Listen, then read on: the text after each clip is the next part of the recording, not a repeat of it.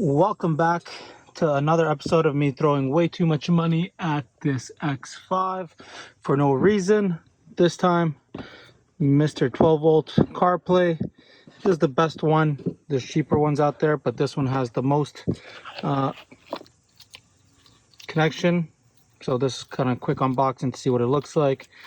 This is the box. Clean. What else comes in it? So it's really nice packaging. They kind of took inspiration from Apple, I would say. Optical cable, some sort of jumper, additional cable, and then harness. And we got manuals on how to do it. So, because it's already on there, you know how to do it.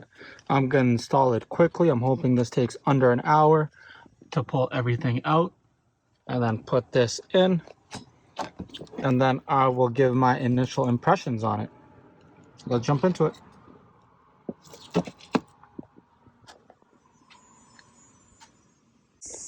All right, center console undone, just a couple of screws, the vent pulls out, a couple of screws, everything else comes out. This is the HVAC panel, plus everything else here. So the next thing is you pull this out and we should be good for installation. I don't know if there's stuff that needs to be done with the screen. I think that gets pulled out as well. Okay, so if you have an E70, E90, etc., the mic is up here in the sunroof opening, light panel, whatever it is. There is a splitter right here for the mic. The cable comes with the kit, so you just got to push it through here and then run it across the panel here, down through, and then you're going to plug it back in to the supplied harness. It goes right in there, so you can keep all the OEM microphone. So as you can see, everything open. This takes 10 minutes if you've done it before. So keep watching. We'll get this in as soon as possible and see what it looks like and what the functionality is for wireless CarPlay. It has Android Auto as well. I don't have an Android phone, but I'm sure it works just the same.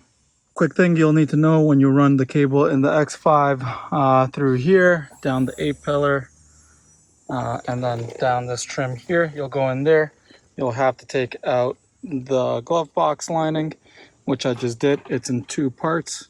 The bottom part, you can reach your hand in from there and just pop it out.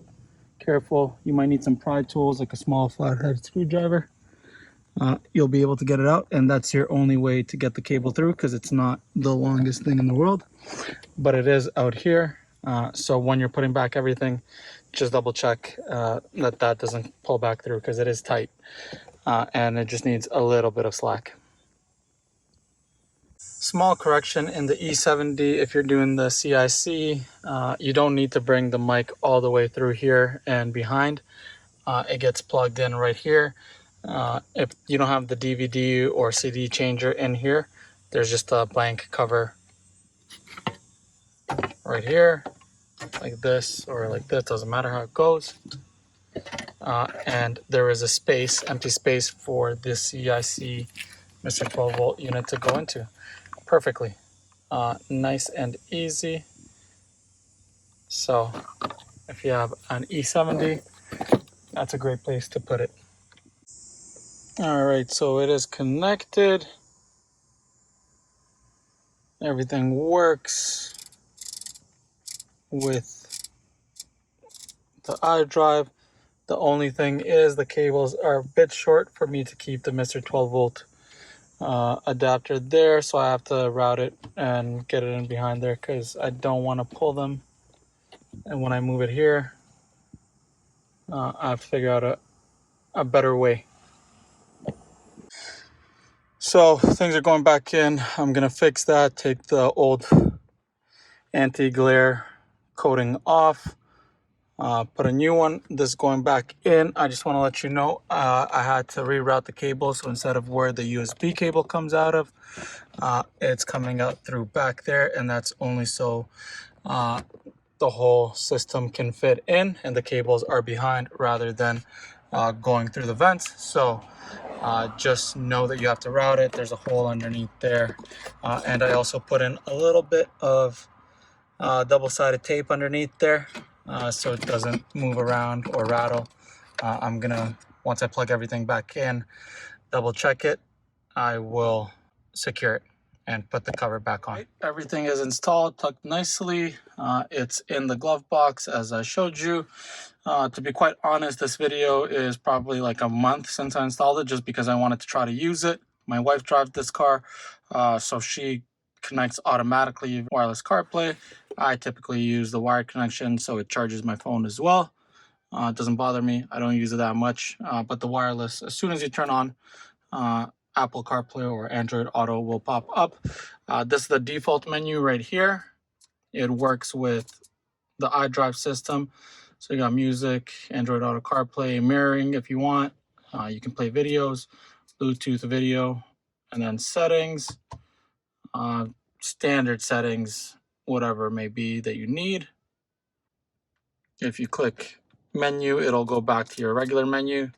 If you click CD, it goes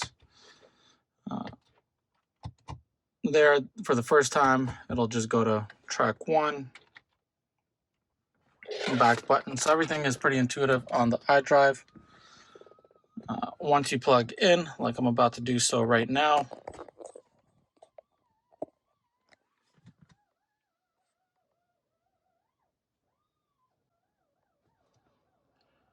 all right, so it connects, takes a second. Sometimes it's faster, sometimes it's slower, but everything is there.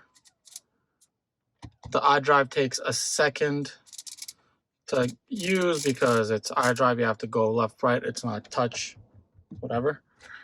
So that's kind of annoying, but once you have everything set up to your needs, it is pretty good.